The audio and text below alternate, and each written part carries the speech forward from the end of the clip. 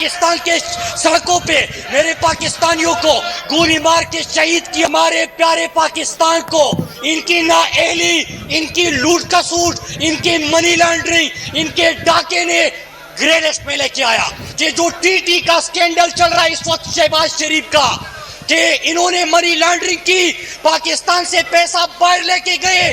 اپنے مشتاق چینی والا، منظور پاپڑ والا، اپنے گھروں، اپنے بیگمات کو وہ پیسے ادا کیے کہ اگر اس کو معاف کیا جائے. نہیں معاف کریں گے اسپیکر صاحب. اگر آپ یہ ترامیم لے کے آئے کہ 99 کروڑ، 99 لاکھ، 99 ہزار، 999 کی چوری کو آپ معاف کر دیں، اسپیکر صاحب شرم آنی چاہیے.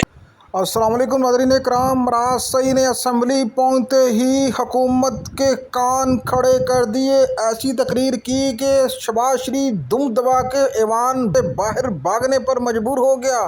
راسئی نے ناظرین کرام حکومت کی کرپشن کی تمام داستانوں کو بہت ہی خوبصورتی کے ساتھ اسمبلی میں سب کے سامنے پیش کیا اور کہا کہ یہ چور حکومت جو ہے اس کے خاتمے کا وقت بہت قریب ہے. کرام راسئی نے مزید کیا کہا اس ویڈیو میں جانتے ہیں، اس کے بعد مزید بات کرتے ہیں. قوم کو بتانا چاہتا ہوں، حقائق قوم کے سامنے رکھنا چاہتا ہوں. حقائق یہ ہے کہ میرا ملک پاکستان ان کی وجہ سے گرے لسٹ میں چلا گیا. اسپیکر صاحب ذرا ان ترامیم کے اوپر آتے ہیں کہ انہوں نے کیا ترامیم پیش کیے. ترامیم پیش کرنے والے سارے کے سارے خود نیب زدہ.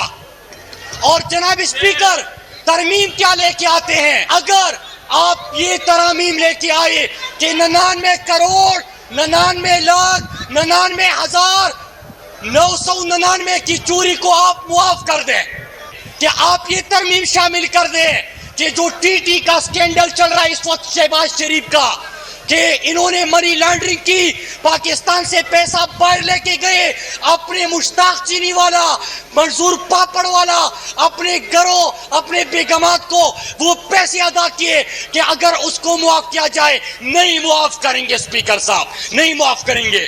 تیسرا قانون لے کے آئے کہ آپ اس کو بھی شامل کر دیں کہ جیو زرداری کا جے آئی ٹی کیس چل رہا ہے. اسپیکر صاحب وہ جے آئی ٹی کیس جو ان کا فیک اکاؤنٹس کا کیس چل رہا ہے، ان کو اگر اس میں سے استثناء مل جائے اسپیکر صاحب نہیں دیں گے. انشاءاللہ احتساب ہوگا. اسپیکر صاحب آگے ایک اور قانون لے کے آئے. بات کرتے ہیں کہ 1999 سے پہلے کے جو کیسز ہیں، مطلب رمضان شوگر مل کے کیسز چل رہے ہیں، ان کے باقی کیسز چل رہے ہیں، ان سب کو معاف کر دے، کاؤ پیو کو حلال کر دے. اس طرح نہیں چلے گا اسپیکر صاحب، یہ بھی نہیں مانا گیا. اسپیکر صاحب غصہ اور کس چیز پہ ہے؟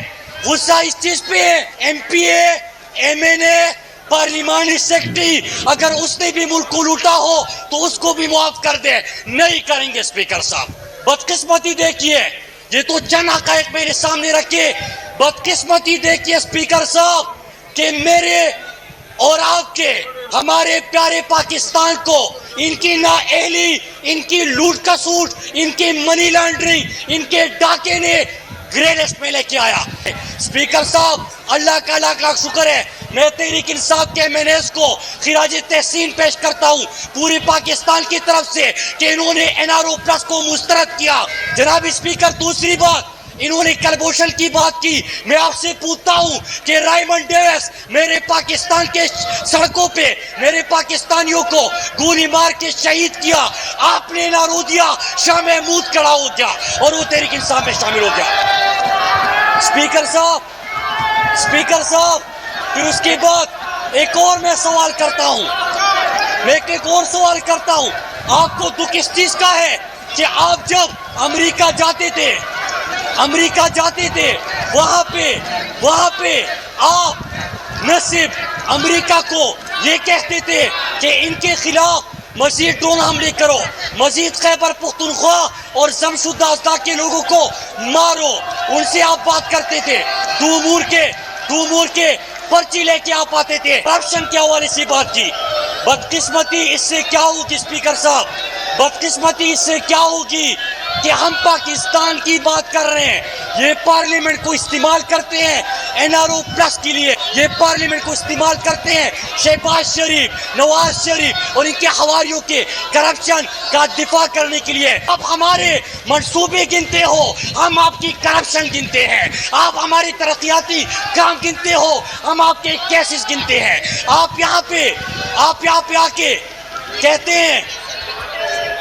ہیں کہ شوگر چور، ابھی فرزند زرداری آپ پہ نہیں ہے، اس نے بھی شوگر چور کا نعرہ بلند کیا۔ اسپیکر صاحب میں آپ کو بتاتا ہوں کہ شوگر انکوائری میں عمران خان کا نام نہیں، شوگر انکوائری میں شاہ محمود کا نام نہیں، شوگر انکوائری میں زرداری کا نام ہے، شریف خاندان کا نام ہے۔ پاکستانی قوم کی بات کرتے ہیں اسپیکر صاحب، کیا مسئلہ ہے؟ قوم کو بتا دے، میڈیا کو بتا دے، لوگوں کو ان کا اصل چہرہ دکھا دے۔ چہرہ ان کا کیا ہے کہ ایک کہہ رہے ہیں ہم نے لوٹا ہے، ہم نے چوری کی ہے، ہم نے ڈاکہ ڈالا ہے، لیکن ایک کام کرے کہ NRO دے دے، چاہے ملک بلیک لسٹ میں چلا جائے، نہیں جائے گا۔ اور ان کا اصل چہرہ آج پاکستان کے خلاف پاکستانیوں کے سامنے بے نقاب ہو گیا۔ کراچی کے اندر اس وقت ہمارے کراچی کے غیرت مند لوگوں کو انتہائی مشکلات کا سامنا ہے۔ میں سلام پیش کرتا ہوں کراچی کے MNS کو کہ وہ آپ کا مقابلہ کر رہے ہیں، کراچی کے لیے آواز اٹھا رہے ہیں۔ میں پوچھنا چاہتا ہوں اسپیکر صاحب، یہاں پہ ایک اقامے والا گفتگو کر رہا تھا، ان کو جواب دینے چاہتے ہیں دلائل کے ساتھ، تو ہمت نہیں ہو رہی ان کو سننے کی۔ اسپیکر صاحب میں قوم کو بتانا چاہتا ہوں، حقائق قوم کے سامنے رکھنا چاہتا ہوں۔ حقائق یہ ہے کہ میرا ملک پاکستان ان کی وجہ سے گرے لسٹ میں چلا گیا۔ دیو زرداری کا JIT کیس چل رہا ہے اسپیکر صاحب، وہ JIT کیس جو ان کا فیک اکاؤنٹس کا کیس چل رہا ہے، ان کو اگر اس میں سے استثناء مل جائے اسپیکر صاحب نہیں دیں گے، NRO پلس نہیں ملے گا، انشاءاللہ احتساب ہوگا۔ اسپیکر صاحب آگے ایک اور قانون لے کے آئے، بات کرتے ہیں کہ 1999 سے پہلے کے جو کیسز ہیں، مطلب رمضان شوگر مل کے کیسز چل رہے ہیں۔